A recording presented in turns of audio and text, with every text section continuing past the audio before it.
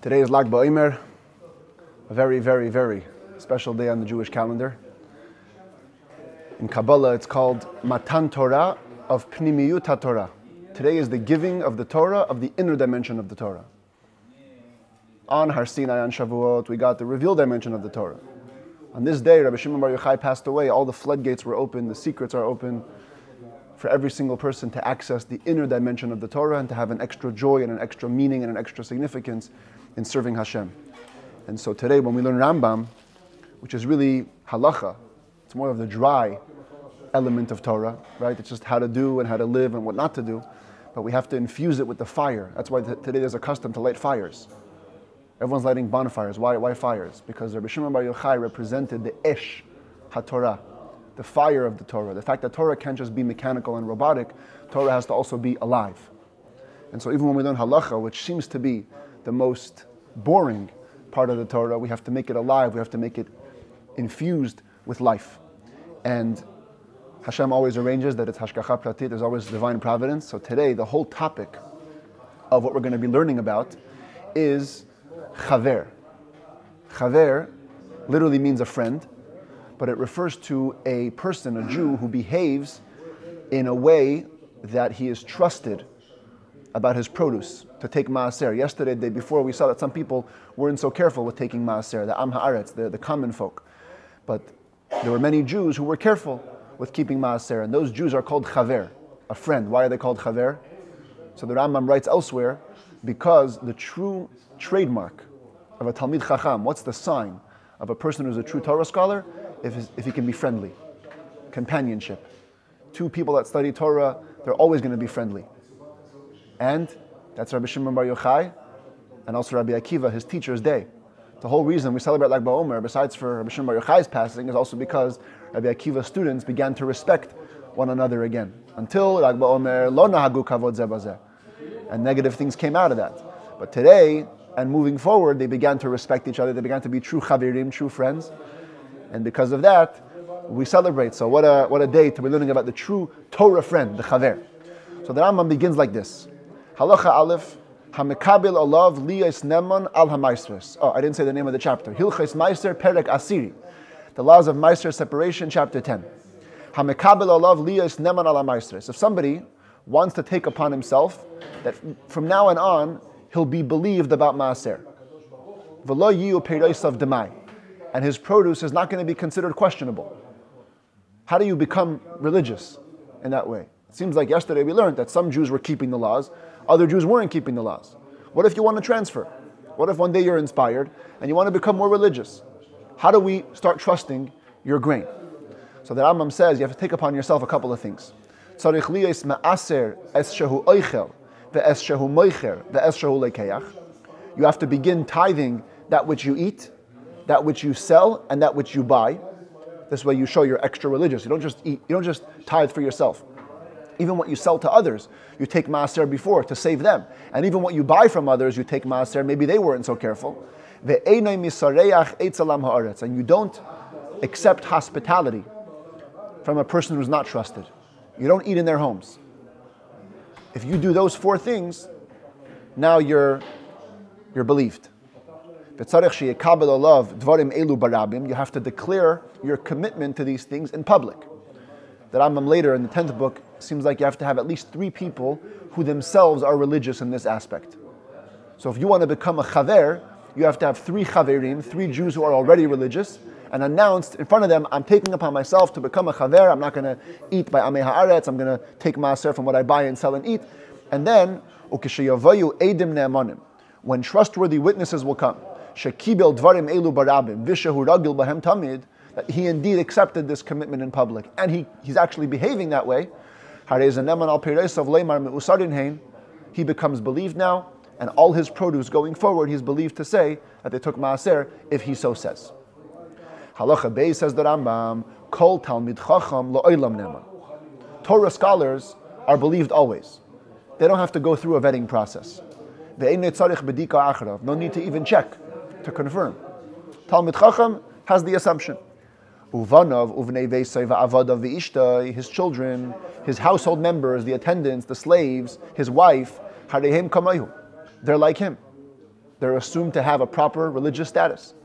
Talmid Chacham shemeis v'hiniach peiros. So far does it go that if a Torah sage dies and leaves produce in his storage house, afilu kinsam be'oisei hayoim, even if he took them in that day, harehin becheskas mesukanin, they're assumed that all the maaser was taken. The Talmud says, chazaka ein chaver motzi mitachat yado davar she'eino mitukan. A Talmid Chacham doesn't release from his hands unfixed things. Everything a Torah scholar touches is pure and holy and kosher. And therefore, he's automatically believed that any produce that he sells you was tithed. Halacha Gimel, Bas am haaretz ay ishtay shenises lechaver. What if you have the daughter of a person who wasn't observant, or the wife of a person who wasn't observant, and he passed away or divorced her, and now she gets married to a guy who is observant? So we said before that the wife of a chaver, the wife of a Torah sage, is automatically believed. But what if she has a history of not being religious? The avdei shenimkar lechaver, or the slave of an am haaretz, is sold to a talmid chacham. Tzrichin lekabel aleim batchila. They have to re-accept formally all the commitments of being trusted about maaser. On the other hand, ubas chaver oy ishtay. If you have a girl who has a history of being religious, she was married to a Talmid Chacham, she was the daughter of a Talmid Chacham, or a slave of a Torah scholar who was sold to a regular guy, they keep their presumption of being religious till there's reason to suspect otherwise. Excuse the noise in the background, it's just Sunday morning, everyone's learning Torah, so it's good noise, not bad noise. There was a Torah scholar who once said, what's the difference between a speech and a song? So when you speak, if somebody else speaks, what's that called? An interruption. Interruption. So if you're giving a speech, someone else talks to you, then you're interrupting. But if I'm singing and you sing along, what's that called? Harmony. Because we have to teach ourselves to see other people as singing songs. They're not interrupting, they're just harmonizing.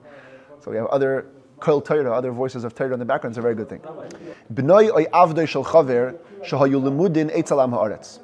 The son or the slave of a Torah scholar who spent too much time in the house of a regular guy,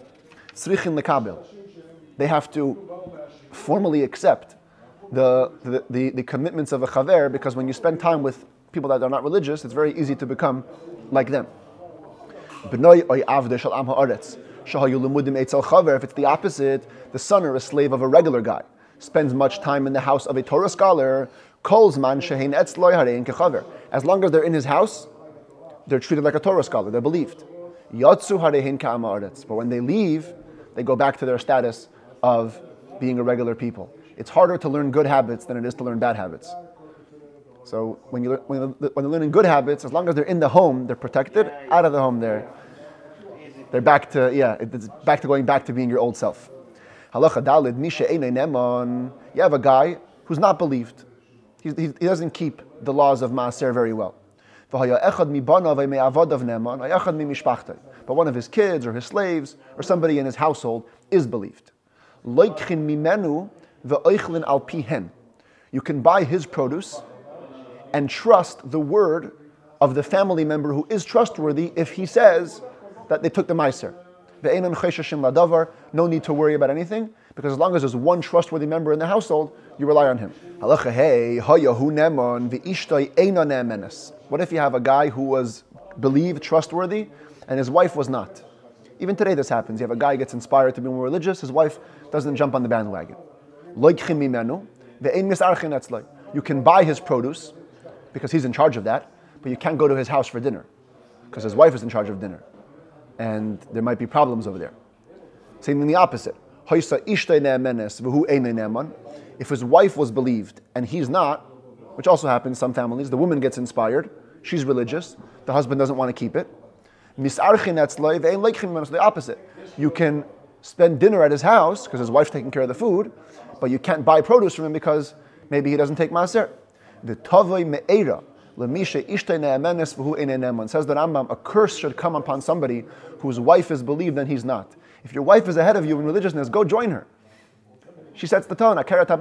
If she's being religious, go join the bandwagon. Halacha vav lo yeshamish chaver lo b'mishtei am haaretz v'lo b'sudasei. A chaver, that means a person who is believed about Maaser, should not be a waiter at a drinking party or at a feast, an eating party, that's hosted by an Am Haaretz who is not trusted about Maaser. Unless he was, we call today a mashgiach. Unless he personally supervised and they took Maaser from everything, then he can be a waiter. Lefichach, therefore, you can learn something from that. If you walk into a party being hosted by an Am Haaretz and you see a chaver, a Talmid Chacham, is a waiter, so obviously you can presume that everything is good. So you can presume that if he's there, he wouldn't have let the stuff not be Maaser. But if you see the Talmid Chacham just sitting at the party with the regular people, not waiting tables, he's sitting at the table, now you cannot assume that the whole meal is Maaser. Why? Maybe the Talmid Chacham is relying on his own conditions. Remember yesterday we learned that if Am Haaretz invites you, just before you go into the house, you make a whole condition, and you take care of all the Maaser. So maybe the reason that he's sitting at the table is because he already made all the conditions. Personally. If he's waiting tables, that's different. He probably took care of everything. But if he's just sitting there, it's not a reason to trust everything. For the same reason, says the Rambam, the same way a guy himself can take part of a party of Am Haaretz and rely on his personal stipulations, he should do the same for his son, even if his son is at a party somewhere else. The father will take care of the son and verbally make a stipulation to take care of Maaser. But nobody else. He doesn't have responsibility for anybody else besides for his son. Therefore, even if he was at the same party with him. Therefore, if you see the son of a Talmid Chacham at a party being hosted by Am Haaretz, it doesn't mean that the whole party has Maaser taken from it. Shema aviv hisna Allah, because maybe the father personally stipulated for his son. Okay, halacha ches. I'm going to explain this halacha as the Rambam explains it elsewhere in Pirush HaMishnayos, but there is another way of understanding it, but we're going to go with the Rambam's way elsewhere. Am Haaretz shenasan ma lechaver ve'amar loy. An Am Haaretz, it's a guy who doesn't keep Maaser, gave money to a chaver who does keep Maaser, ve'amar loy, and he tells him, kach li agudas yarak achas or gluska achas. Please buy me a bunch of vegetables or a roll. Buy me a roll. So the question is, what responsibility does the person who is believed about taking Maaser, but he's buying something for the guy who doesn't care about Maaser? So how does the responsibilities interplay? So the Rambam says, Loikeach lo stam upater mila aser. He can buy from the store owner without saying who he's buying it for. And if he doesn't say anything, he doesn't have to take Maaser. Now, the Rambam elsewhere explains that this is talking about a case where the store owner himself is also a chaver. He also keeps all the laws of Maaser. So because he sees that this chaver is coming to buy stuff with money belonging to an Am Haaretz, and he himself is a chaver, he's not going to let the Am Haaretz do a sin. True Torah scholars don't just care about themselves, they care about others also. So he knows that he's coming to buy for an Am Haaretz, so he's going to provide him with produce that was already tithed, and therefore the chaver doesn't have to tithe it. But if the chaver changes the money, the Am Haaretz gave him one coin, and he changes to another coin, so now the seller thinks that the guy is buying for himself. And when a Torah scholar gives produce to another Torah scholar, he assumes that the Torah scholar will tithe his own produce. So therefore, when he gives him the produce, he has to tithe it, and only then bring it back to the Am Haaretz, because the seller, who is also a chaver, doesn't know that he's buying it for an Am Haaretz because he changed the money. But if the chaver was explicit, he didn't buy it just without stipulation. He clarified. He told the store owner,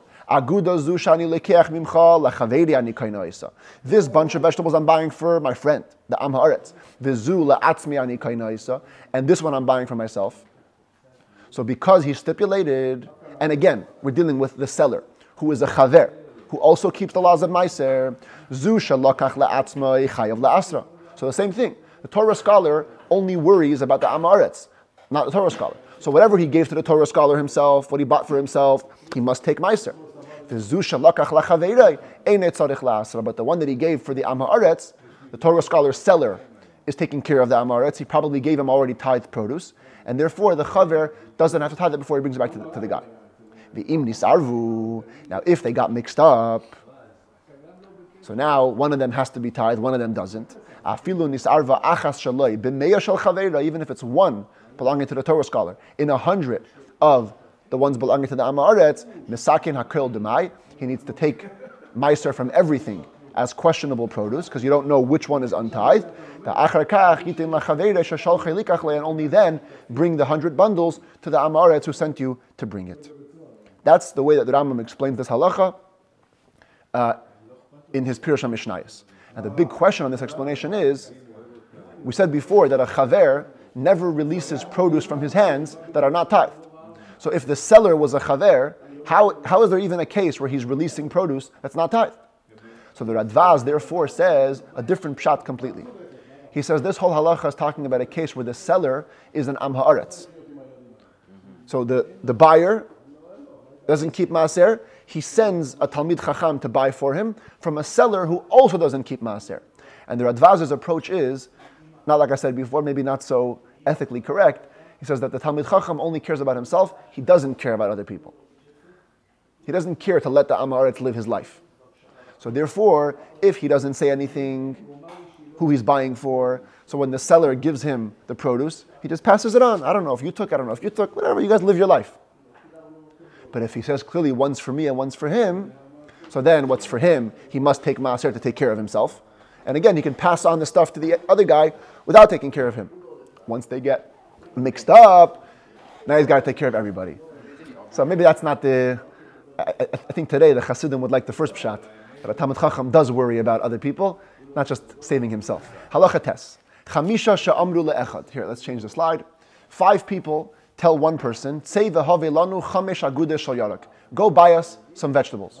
We each want a bunch of vegetables. And he goes and he does his mission, bunch of vegetables for every guy individually. So whatever of the 5 guys are believed about Maaser, they're observant, they only have to take Maaser for their portion. But if he brought it all mixed up, and I'm going to go with the one explanation in the commentaries, which means that he never divided them. He bought 5 from the store, and boom, he brought the 5 to the people. So then, whoever keeps the laws of Maaser must take Maaser from everything. Why? Because we don't say what's called bereira, retroactive clarification, whatever comes to the chaver belonged to him originally, because there was never a clarification. Bereira means at one point everything was clear, then it became mixed up. Here, he brought it from the store mixed up. And therefore, they must take Maaser for everything. Others say that it's actually no. The agent did buy vegetables separately for everybody, then they got mixed up. The reason the chaver must take Maaser from everything is, like we said in the end of the last halacha, that once you get something mixed up, before you benefit from it, you must take Maaser for everything. Halacha Yud, Am Haaretz she'amar lechaver, if a non-observant Jew told an observant Jew, go pick me some figs from my fig tree. So the chaver, because he got a gift, so the guy says, go get some figs. A gift is not like a sale. So the chaver can snack on them, even without tithing them. Ume'asran d'mai. Do you have the word d'mai or just have the word me'asran? D'mai. You have d'mai. Okay. So most texts of Rambam it says ume'asran d'mai. You have to take Maaser from them as though they were in doubt. Why? Because every time you have an Am Haaretz, you're not sure. Maybe he took Maaser, maybe not. So since he gave you a gift, you must take Maaser out of question, not for sure. The Kesef Mishnah says no. You should delete the word d'mai. It should say just asran. You must take Maaser because the Am Haaretz certainly did not tithe it. When you take the figs, you must take Maaser. But if it's the opposite, the observant Jew told the Am Haaretz to pick figs for him, and another Torah observant Jew hears that, the other guy can eat from those figs without taking Maaser. Here's the line I told you before. A Torah observant Jew, a chaver, never lets something go out of his hand if it's not fixed up. He for sure took Maaser. And you can presume that he separated Maaser for this stuff from somewhere else. Even though if he separated from somewhere else, that means that he took Truma from food that wasn't in the same location. And in the laws of Truma, if you remember 2 weeks ago, we learned that Truma must be always in the same location. So maybe, why would you suspect that the Chaver did Truma in the improper way? Here you see, a Torah observant Jew, in order to take care of a stumbling block for a non-observant Jew, he'll do Truma even in a less desirable way for himself to help the other Jew. That's the true Abbas Yisrael, when you sacrifice for yourself to make it better for somebody else. Halacha Yud Aleph, mutar lahachel es ha'aniyim ve'es ha'orchim d'mai. If a poor person knocks on your door and he wants to have food, or a guest, you can feed them questionable produce. You can feed them d'mai, ve'tzarich lahaydiyan. You must notify them. Let them know, guys, this is questionable produce. And the poor person or the guest, let them make the decision. They want to take Maaser, good. But you can feed them the demai initially. Yud Beis, similarly, Gaboy Tzedakah, people that collect tzedakah from the city, Goivin Stam, Mikol Adamu Mechalkim Stam, they don't ask too many questions. They take food, they give the food. The poor person, the end user, if he wants to take Maaser, maybe you don't know where the food came from, he can take Maaser. But if he's getting it from Talmidei Chachamim? No, then for sure you don't have to. But the point is that over here you don't know. Maybe it came from Am Haaretz. But in this case for tzedakah, we don't force the issue. If the poor person wants to take Maaser, he can take Maaser. Halacha Yud Gimel, Reifei Chaver, Shahaya Machil L'Chayla Am Haaretz Miperes Am Haaretz. You have a doctor who's a Torah observant Jew. The Rambam himself was a doctor. Yeah, he was definitely a Chaver. And let's say for whatever reason he has to feed one of his patients who he knows is non-observant, and he's feeding him produce that came from a non-observant Jew, which means that it could be he didn't take Maaser. So you don't have to be more frum than that guy.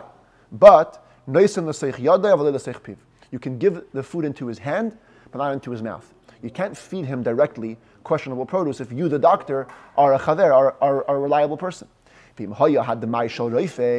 it was the questionable produce belonging to the doctor himself, don't even put it into his hand. Put it on the table. If he wants to take it, he can take it. So too, if the doctor knows for sure that it's tevel, it's forbidden to place it into his hand, because you don't want to be the one to cause negative things to be eaten. That's a takeaway from Lag BaOmer's Rambam. If you as a Jew should care enough about somebody else to make sure that what they have is properly taken care of.